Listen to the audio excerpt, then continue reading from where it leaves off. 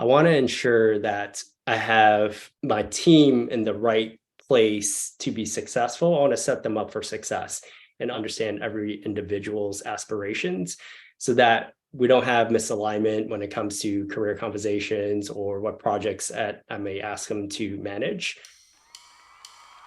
Welcome to RevOps Rockstars, in pursuit of unicorns.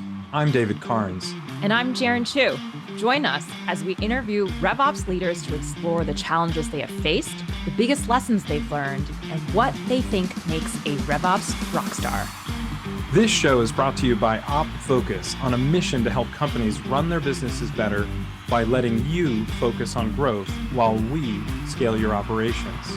Let's get this show on the road.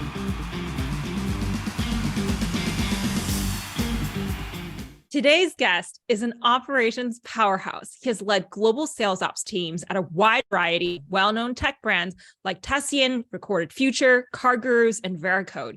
He's a proven track record of successfully scaling up companies, including preparing for IPOs. We've got the VP of Sales Operations at Dutchie, Yin Cheng. Welcome to the podcast. Thank you. Appreciate that.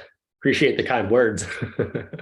You know, Yin, I'm trying to think back. Is it over a decade since we first met while you were at Veracode? Yeah, right around a decade, maybe a little bit more. So yeah, you and I first met at Veracode. I had just started my journey into the tech startup space at Veracode. That's right. Well, I'm really curious, in the years since, and given all your work in RevOps, what's something in RevOps that you've had to learn the hard way? Yeah, that's a really good question. I would say probably two things come to mind.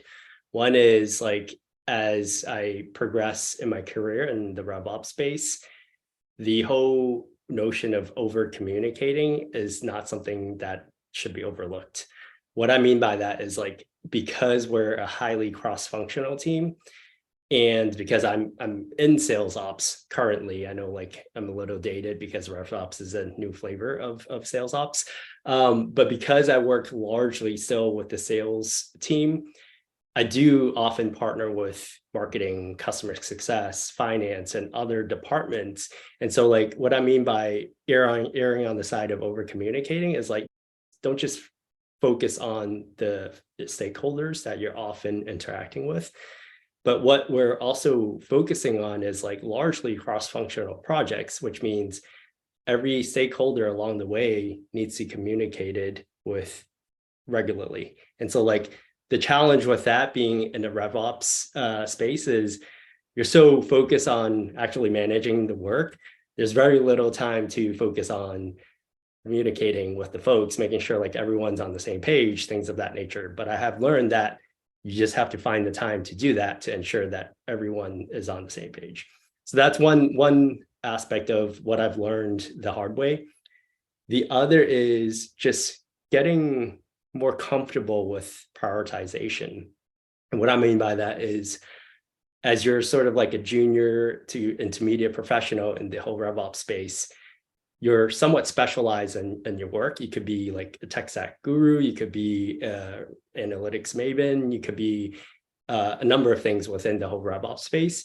And so if you're not careful with just sort of aligning to some of the most important company strategic objectives and how you connect your work to that, that's also an area that takes time to learn, takes time to improve, and making sure whatever objectives you're managing. And again, to my earlier point around there's just so much work to do for any RevOps professional that you just have to be laser focused on priority alignment with your immediate supervisor, alignment to the most important strategic objectives. So those are both amazing learnings that you've shared with us. I'm curious with the first one around communication. Given there are so many ways to communicate now, are you trying out all the different modes of communication, or do you have regular cadences? How do you keep the stakeholders up to date with what's going on with your projects? Yeah, there's definitely an evolution along with the evolution of technology that's available. Back to my Veracode days, I don't think Slack was a thing, but over my last 2 or 3 companies, it's been Slack heavy and email light, believe it or not. And so like with my current employer right now, there's actually like the default is Slack. We've got Slack channels for just about every topic available. And we leverage the heck out of Slack communication. It works. When I get a Slack communication, I tend to look at it like more quickly than an email thread. So like that absolutely works. So Slack has essentially enabled us to be better communicators and erring on the side of over communicating as well. So technology has certainly helped. I have to completely agree with that. I came back from about a month away for my sabbatical, and I was gone for all these weeks, not signed on at all to Slack or email. And coming back, being able to look at what I needed to catch up by organized topics already, right? By channel. It's not this pile of just, is it actually someone I care about that wrote to me? Is it something urgent? Like there's no organization whatsoever in email. Right. Being able to come back to Slack to say, oh, I know these projects I care about the most. So let me start with those before I look at the other fun stuff that might be also in that Slack workspace. Huge difference. What a game changer. I'm so glad we have Slack for our communications now. 100%. Your company, Dutchie, serves the cannabis industry, and there's all sorts of fun questions I want to ask about that. In the words of some of my friends in the industry, they kind of like to call it's the toast for cannabis, but I know it's a lot more than that. I think you're right around 600 employees right now. Most recently raised a $350 million Series D in October 2021. I think that brings funding to a total of like almost $600 million or more. In your own words, what does Dutchie do? Actually, the way you described it, where you compared it to Toast, is also the way I have described it to my friends and family as well, because Toast is somewhat of a well-known brand within at least the Boston's market, but certainly like once, after it hit IPO, it's become much more of a prominent name. So like, that's also how I described it. We're essentially an all-in-one platform that powers the cannabis dispensaries. So like the similarities there are actually even more of a parallel with Toast because they're all-in-one platform for the restaurant vertical. So much like Toast, we will continue to innovate and bring more value to our dispensary partners. I would say like we're in the early stages for sure as a company, but also because cannabis, the whole industry is so nascent. I would say we're also in the early innings of the industry itself. So there's going to be much more work to be seen for sure. Like even from a regulatory and compliance standpoint, this whole like industry landscape changes every quarter, every year. There's also the Safe Banking Act, which means like if it gets approved, complete game changer for the industry because now the big banks could potentially be a partner of ours. So like there are a lot of headwinds, but also a lot of tailwinds behind this industry, which makes it super interesting. Wow. I think the coolest part that I've heard thus far about what Dutchie does is those very complex tax calculations that is associated with all the different kinds of layers of regulatory involvement, right, in places where cannabis is legal. When you're thinking about supporting the sales team, the marketing team, your role right now is in sales ops. Give me a sense of how many folks you're supporting and with what size team you're supporting them with. Yeah, I'll start with my team. So I lead sales operations, the Salesforce engineering team, which is a little bit of a misnomer because they're responsible for much more than Salesforce. It's really Salesforce and its ecosystem of applications, which extends from marketing to sales to customer success, all the way to billing and finance and accounting as well. So it's more like a business applications team, if you will.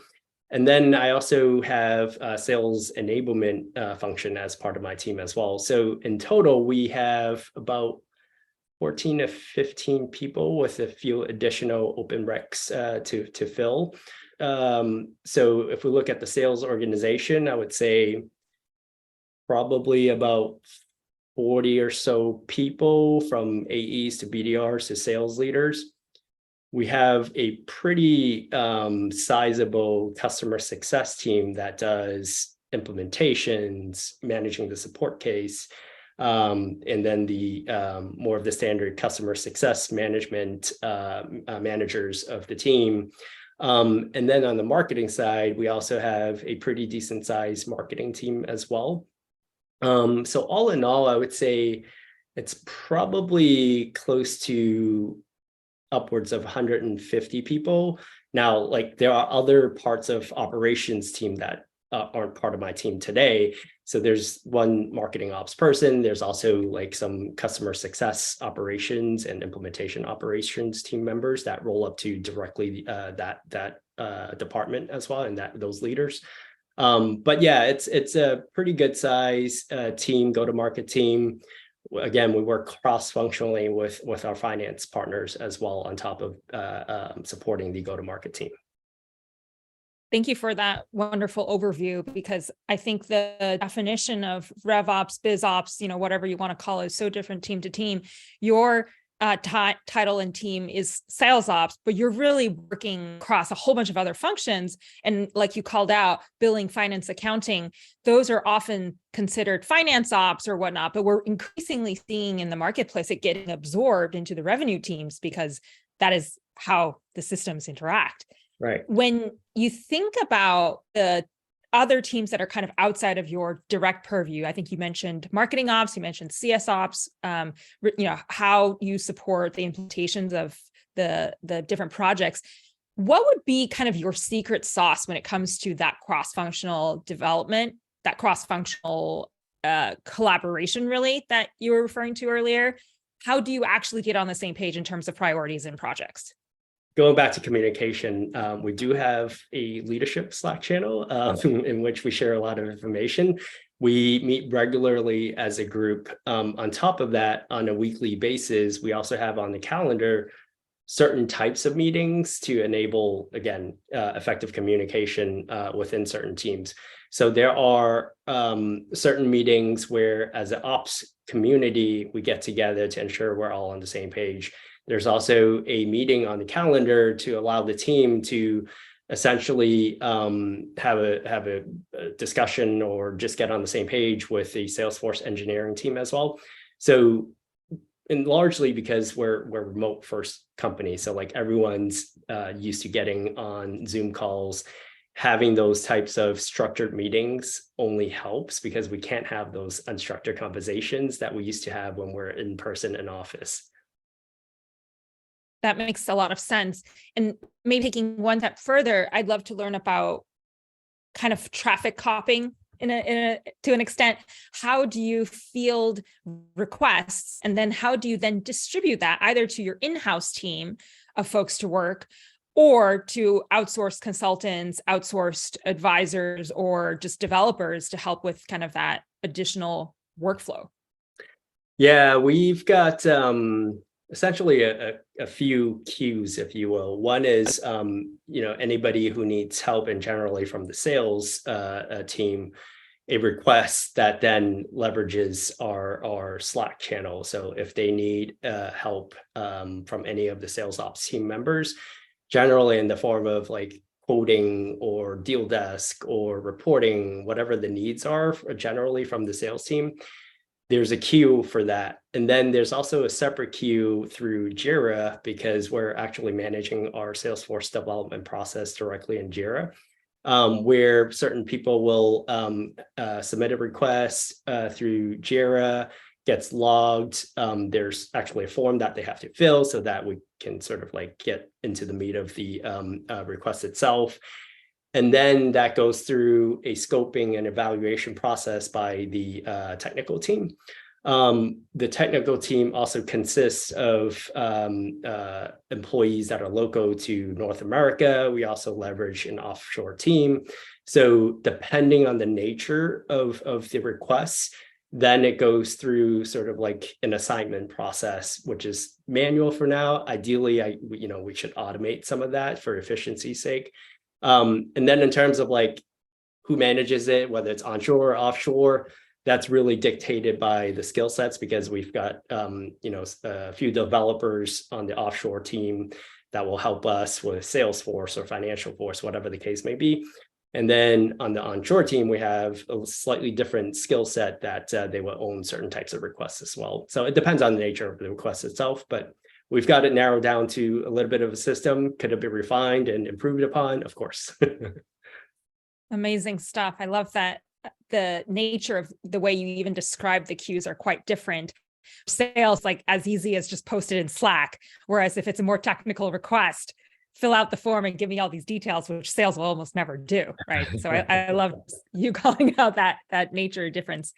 Are you hiring right now? Are you building your team further? I am actually. I've got 4 open roles right now. One for leading the whole sales enablement side of things. I'm looking for a new leader in sales operations. It's a brand new role. I'm also looking for 2 Salesforce admins. We have quite a bit of tech debt as a result of scaling the company quickly, growing quickly. We also had a couple of acquisitions. So like all in all, it's just compiled onto like a lot of tech debt, everything that we can fix, good problems to have, but we need more help. That's an exciting problem to have. So excited for you. Your title is VP of Sales Operations at Dutchie. I'm curious, what does your day-to-day entail? Well, let's see. I started back in March, at the beginning of March, and the folks that I interviewed with were super transparent about the situation, what I would walk into, which I appreciated. And so like the biggest project for me right now is fixing our Salesforce instance and its ecosystem. I think I mentioned a couple of times now, we have a lot of tech debt and the reasons why. And so like for us to really be able to help the company scale and we're already a market leader in this space. And even though it's a nascent industry, there will still be more and more states that get approved for recreational cannabis use.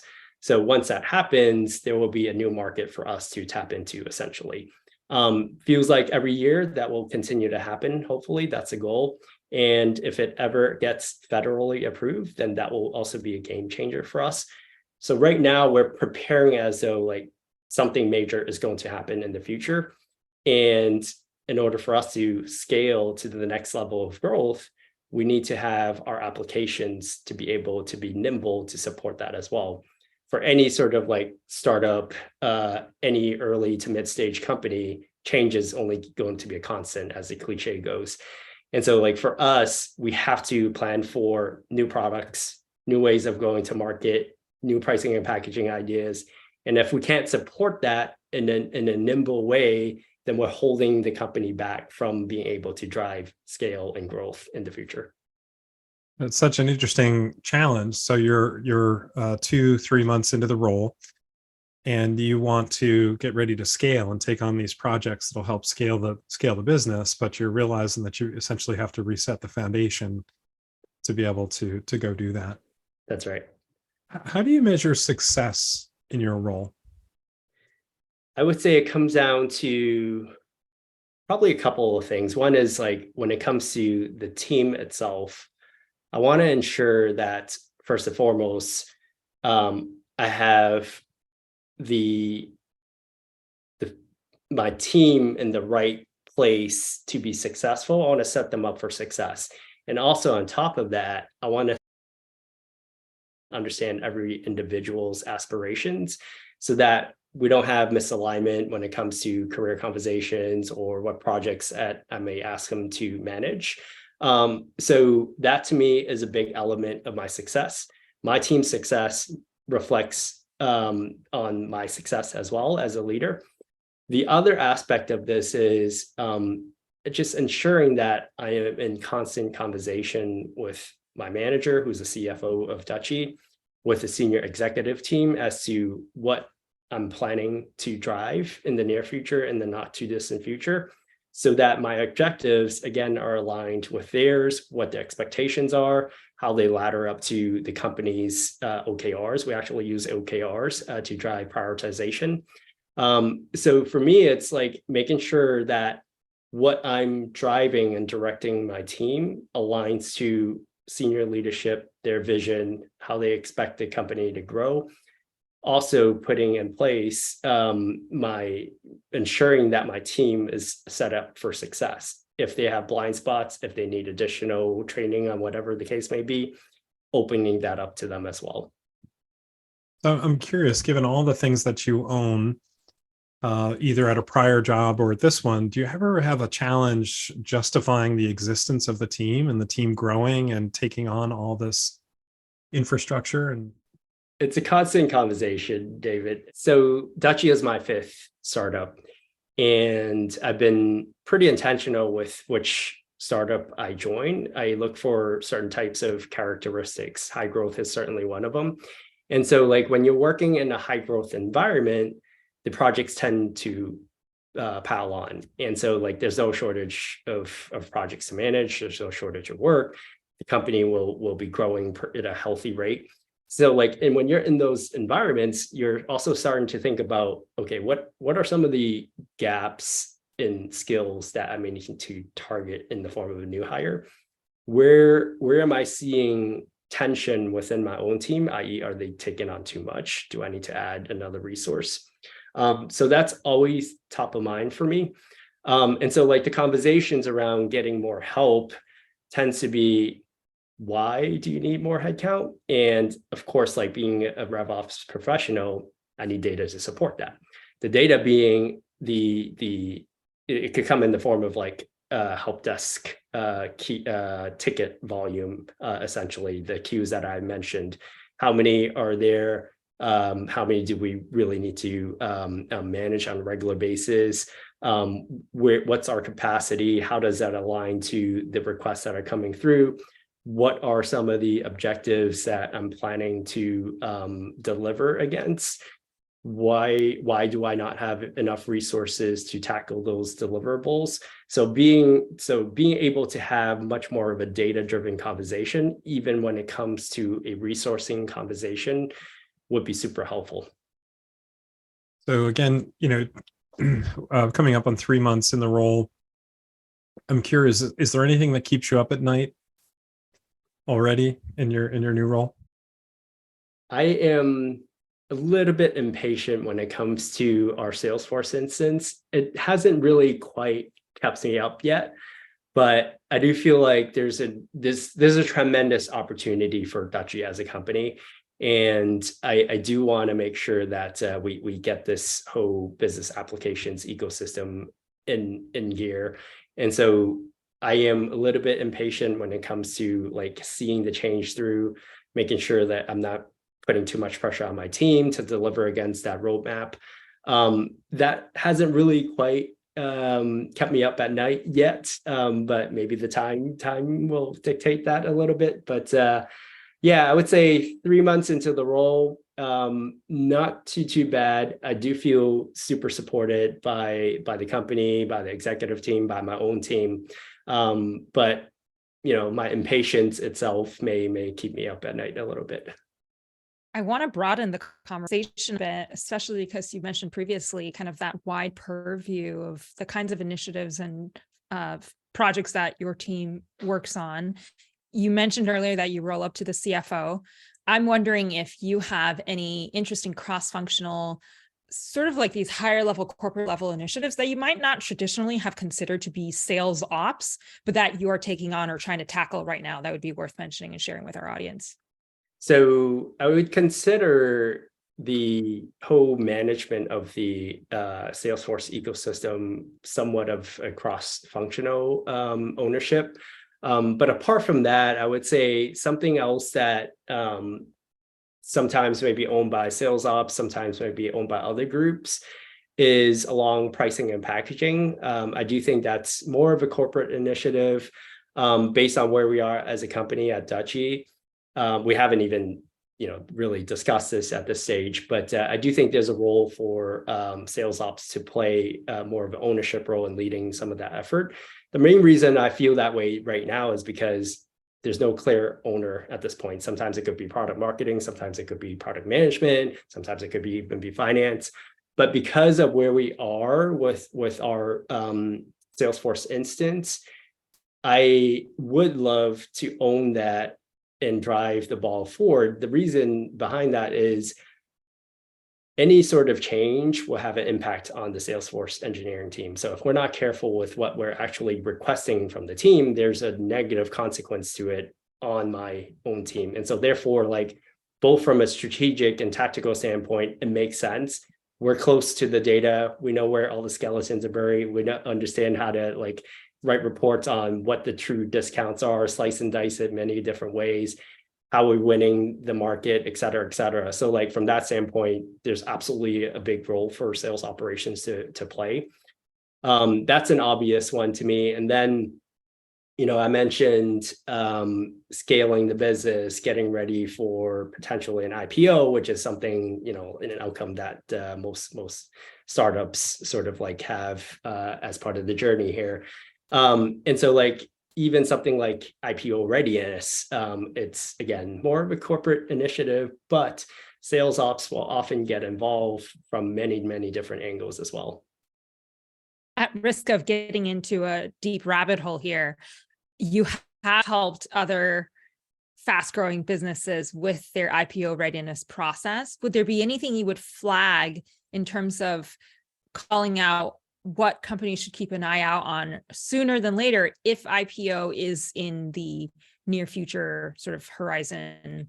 What are the kinds of things that you're like, oh, having gone through this, I wish I started doing this, 3 years in advance or something like that? I think managing effective governance of your data, which then leads to like, how am I able to report on certain types of important information that bankers are interested in, i.e. like revenue, billing, all the good stuff. It actually all starts from like, how you manage close won deals and how you like even the data models, how you architect the data in Salesforce. It all kind of starts from there. And then of course, they're going to want to understand very deeply the different slices and dices of customer performance, product performance. Again, it all starts in Salesforce. So like, the more you can get ahead of that from a data architecture standpoint, the better off you'll be. And if you can't easily reconcile revenue, bookings, billings, then that's a good starting point. I love that you call that out, because one of the biggest areas we've seen at OpFocus in the last several years when the IPOs were coming like fast and furious, the number one demand we saw in our services was actually helping with that re-architecture of account structures and data model, because so much of account structure had just been that way since the beginning, right? Like nobody ever really thought to say, let's take a step back and does this make sense for who we're selling to anymore? And so they weren't able to do a lot of that reporting that, like you said, investors would want to be able to see. I think it's so compelling that you just called out how important that data model is. It's not sexy, but it's absolutely what's required for you to be able to access the data.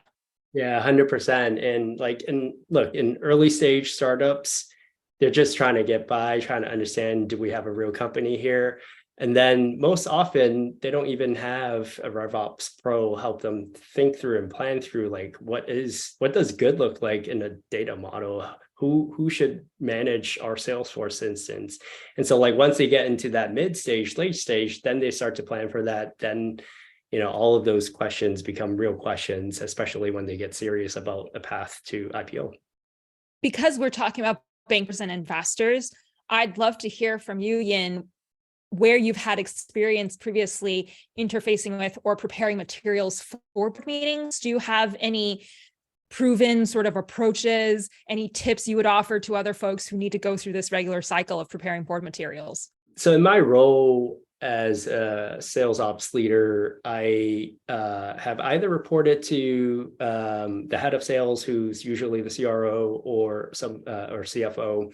And so like, obviously both of those individuals, both of those roles will be part of any sort of board meeting. And so I have had the opportunity to be part of those conversations, putting together a board deck, what's our narrative, plan for that.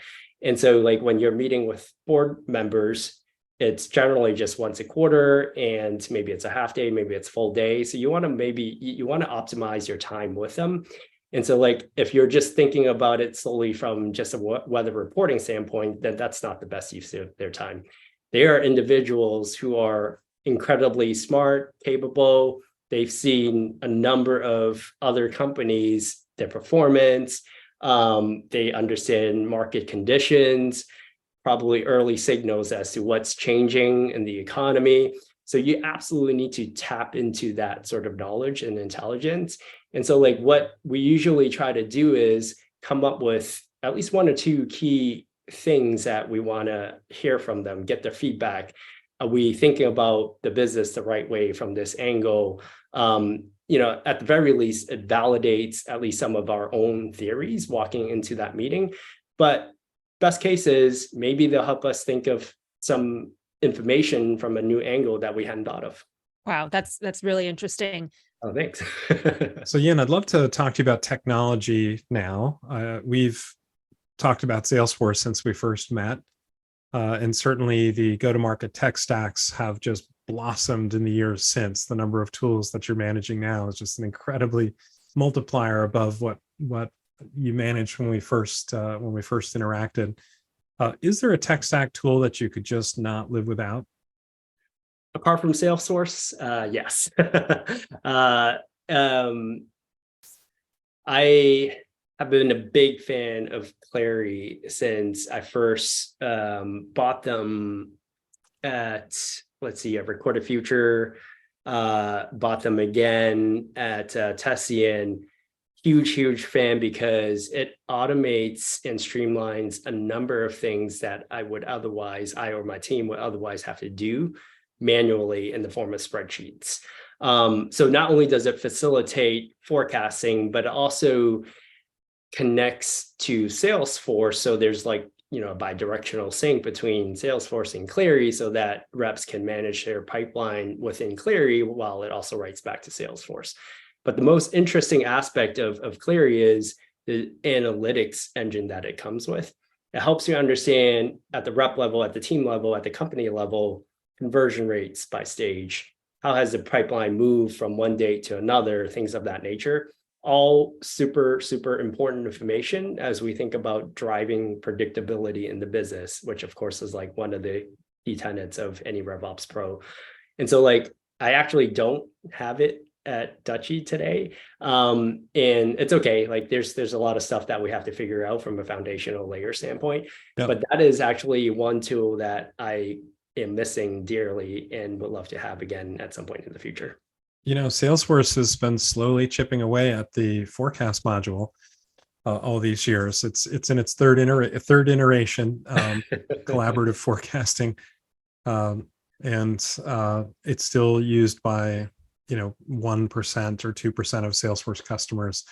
So it's been just great to see what Clary has done across the last number of years and how many clients like yourself that are just really pleased with what it does, what it supports in the organization.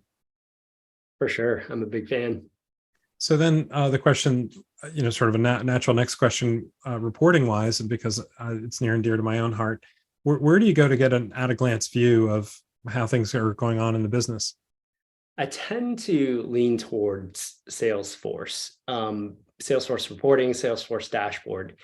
The reason why is if I'm not able to produce 80% of my reporting needs directly in Salesforce, it also signals to me that I've got a data structure modeling issue. So for me, I tend to lean into that. And if I can't, there are, of course, limitations to Salesforce standard reporting and dashboard. But Looker is a really nice tool. I've used Looker, Domo, and to a lesser degree Tableau as well. And this whole BI space has been pretty busy, but Looker, I would say, is a little bit a notch or two above the rest of the pack there. The visualization, the ease of use, and it's just next level, essentially, compared to the other vendors that I've used in the past. Yeah, that's great to hear. Yeah, and it's very exciting to hear you speak about Looker. Several weeks back, we had a head of RevOps who came from Looker. And of course, everywhere she goes, she tries to bring Looker in. So it's very, very cool to hear other customers very, very excited about the tool. If we continue this thread a little bit further, the tech that gets us excited, the kinds of change in the marketplace in the industry that gets us excited, What do you think might be the next big disruption to RevOps? What are you seeing on the horizon that's getting you excited that you'd be like, hey, I'd love to experiment with that, or this is something I got to keep my eye out for? Yeah, I would say my answer probably won't come as a surprise to you. Like everyone's all over Chat GPT these days. So I think like we're in the very, very early stage of what we can do with Chat GPT across the go-to-market space. There is a potential for us to interact and engage with Salesforce in a very different way through something like AI, which is like, if I'm able to actually type in prompts for then Salesforce to deliver a certain type of report or information to me, that would be super helpful. Or if I can turn Salesforce into somewhat of like, I know they have Einstein, and the vision was for that to happen as well. I don't know where that all sits right now, but I do think with the advent of ChatGPT, some of this can be realized actually sooner rather than later. If I can interact with Salesforce, much like how I interact with Alexa at home, that would also be super interesting as well. So I think those days are actually not that far from where we are today. I know there's probably a lot of work being done in both Salesforce, HubSpot, and other CRMs out there. So I am absolutely looking forward to that day when that happens. And then that will be truly a game changer when it comes to all the different insights that we're all trying to glean from our Salesforce or CRM. And Salesforce just announced a CEO of AI today, and I got to see her at the New York World Tour keynote. It was the first all-female keynote of my entire career, which was kind of awesome. What an amazing group of leaders within Salesforce. So one of the women that spoke was just promoted as CEO of AI. The Einstein is up to over 2 billion with a B predictions a day. And I think they're working to reconcile, that predictive model to, what this new realm of the generative AI will offer. So there's all kinds of interesting things that people are doing with it, but it still feels very, very early days. For sure.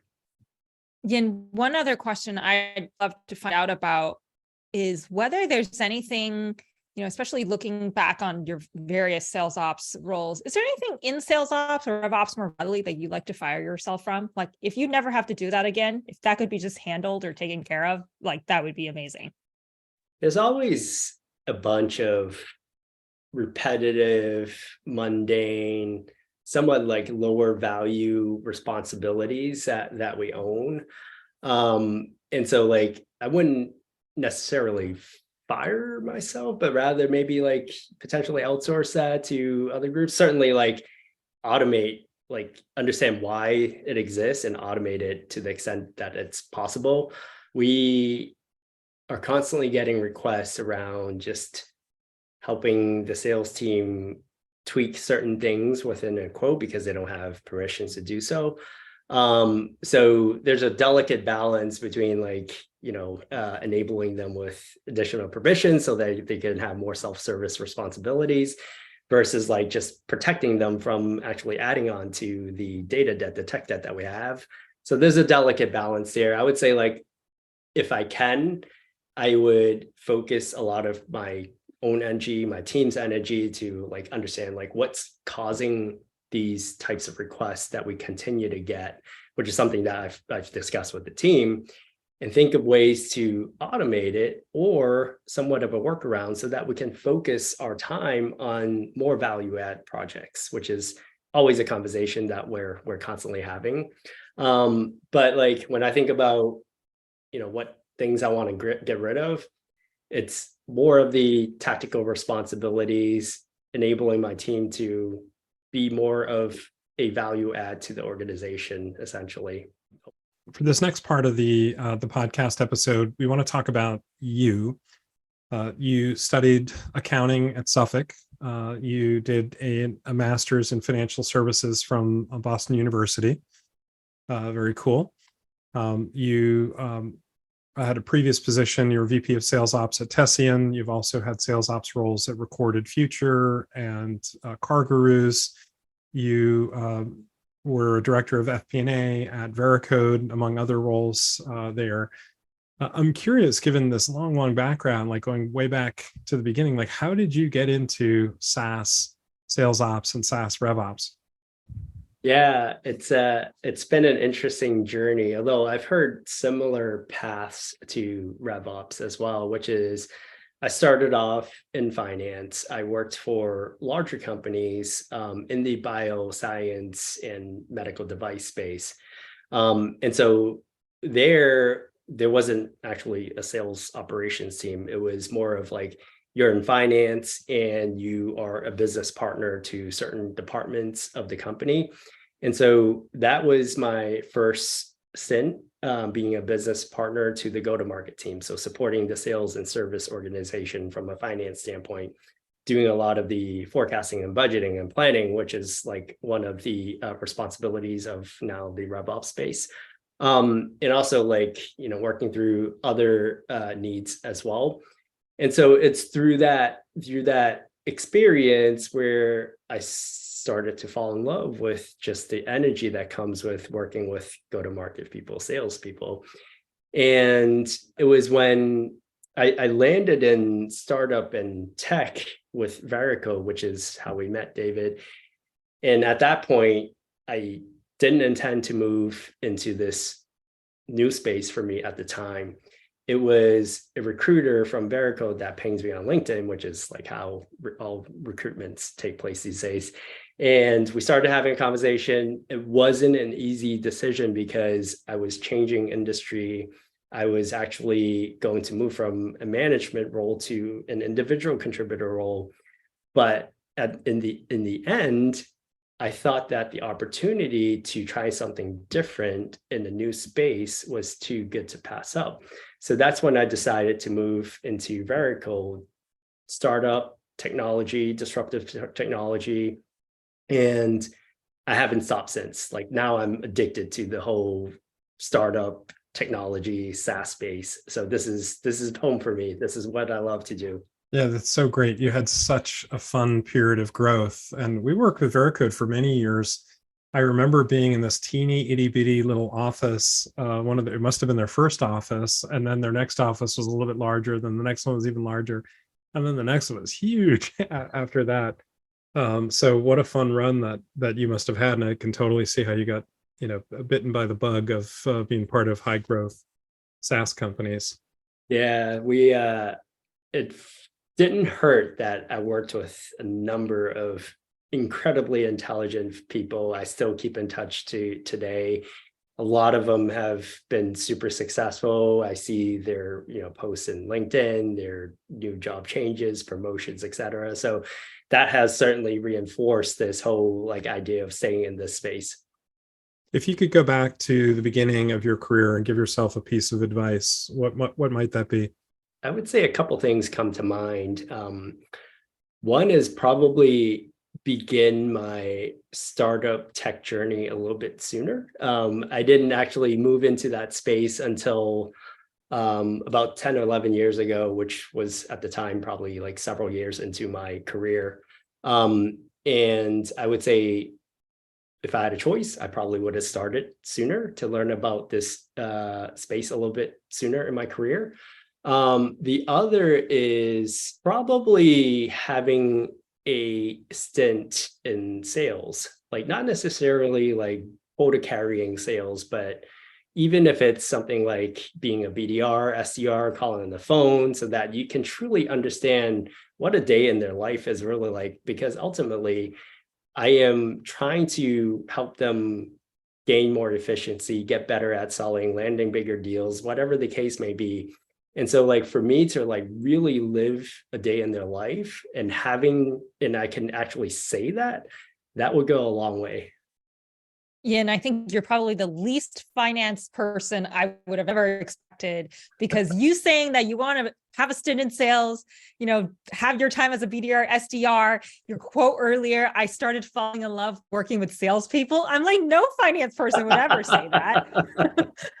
You are quite the special breed, but it does explain, I think, in many ways, the success you've experienced in these last number of roles, because you have that financial background to be able to successfully roll up into a CFO, to be able to successfully look at sales ops in a very analytical way without losing that very human curiosity that you're clearly demonstrating on our conversation right now. Appreciate that. In an ideal world, what's next on your career bucket list? Ooh, a couple of roles come to mind. I would say either a COO role or a CRO role. And the CRO has to make sense for both the company and myself because, like I said, I've never carried a bag before. So like for me to all of a sudden step into that CRO role would be somewhat interesting to say the least. But in the right environment, it could work. I actually met a gentleman not too long ago. He actually made a similar move. He was leading sales operations or revenue operations and made a move to become CRO of a company.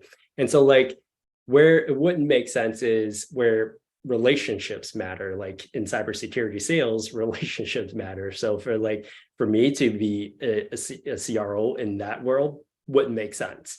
But like for me to be in an industry where relationships matter a little bit less, that probably could make sense. And I can definitely see a scenario where companies in different maturity or growth stages, especially if they are unable to have kind of a dedicated ops function, I feel like a lot of companies grow into that. They do want someone who can think about revenue, but also have a very strong ops background. Right. Especially in this day and age where sales ops was a thing 10 years ago, and now it's all about revenue ops, connecting all of the go-to-market teams in one umbrella. And so like that's even more of more substance to the fact that a RevOps Pro could sit in a CRO role because that person will have actually worked closely with the entire go-to-market team. So aside from thinking about, hey, wouldn't it have been great for me to have a SDR BDR stint? What do you do, Yin, to unwind from the insanity of your role on a daily basis? I watch TV like a lot of people. I read from time to time. I connect with friends when I can, with family. I have 3 children, so they keep me plenty busy. So more of the usual stuff. I also go to the gym, unwind, things of that nature. Just thinking of a podcast episode where Elon Musk was on smoking a joint or something like that. And I'm just thinking of, Dutchie might have an answer that it supports. we won't push you there, Ian. Just teasing. Potential partnership. There's something about Tesla and Dutchie there. My last question for you, Yin, is you've mentioned earlier that a lot of the folks you worked with early on, they were brilliant, very passionate professionals. You're seeing them move throughout the industry, moving up. What kinds of resources do you turn to? And who do you turn to for your own RevOps learning? Are there folks you'd like to shout out on the podcast or even recommend to be on a future episode here?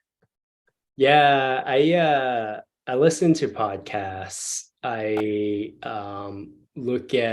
follow certain, if we're not connected, I follow certain individuals who are on LinkedIn and that generally write a lot of interesting posts around RevOps or otherwise. I think those are the main sources. There are other avenues that I tend to tap into, like certain companies that will produce a lot of good information. Like Clary actually has a lot of great content about, how to run revenue, RevOps space, et cetera. And Insight Partners is also an interesting investment firm that I've had interactions with in the past through Recorded Future. So they have a center of excellence team, phenomenal folks, know the space very well. I was able to tap into an intranet that they have that I was able to lean into a lot of the content that they created as well. So great resources there. Some of the folks on the podcast side I listen to, Sean Lane has an interesting and very informative podcast around RevOps. Roslyn Santelena also has an interesting podcast. I think she started a collective in the RevOps space. And she also has a ton of great content on LinkedIn, on her LinkedIn feed as well. There's a SaaStr podcast that I listen to from time to time, also a ton of good information. So if you're eager to learn, there's no shortage of resources out there. So, Yin, I'd like to talk to you next about, or ask you next about where people can find you. I know you've got a LinkedIn profile. You mentioned, connecting on that 10 years ago or so, or being approached by a recruiter through that. Is that the main social platform that you're on? It is the main social platform that they can find me. I just don't have enough time for anything else, unfortunately. Yeah, totally understand. And because of my children, because I try to stay away from social media as much as I can. LinkedIn is one that I visit religiously. But yeah, that's the best place to find me is LinkedIn. And where can somebody learn more about Dutchie? At our website, www.dutchie.com. There are other resources out there as well, but that is the main source. Well, fantastic. Yin, this has been such a pleasure to have you on the podcast with us today. It was so interesting to hear your movement from accounting and finance over toward sales ops, hearing about your experience with tools like Clary and Looker, and also the advice to yourself that you wish you'd had a role in sales, or to consider a role in sales as part of someone's learning and having empathy in the role of sales ops. We really appreciate your time and sharing so much with our audience today. Well, thank you, David. It's been a lot of fun. Thank you for having me on. Enjoyed the conversation very much. And I, of course, want to thank so many of our listeners for following us on this journey and listening into Yin's story today. If you learned something today from our conversation with Yin, please share the podcast with someone, subscribe, like, favorite, whatever it is on your preferred podcasting platform, send it to a colleague. We would love to continue building this RevOps community and help each other learning the best. Thank you, Yin, again for being on the podcast today. Thank you, Jaron. Appreciate it. And this has been another exciting episode of RevOps Rockstars. See you next time. Stay classy, rock stars. And that wraps up another episode. Thank you so much for joining us. For show notes and other episodes, visit RevOpsRockstars.com. RevOps Rockstars is sponsored by OpFocus. Visit OpFocus.com to learn more about how OpFocus helps SaaS companies scale their revenue operations.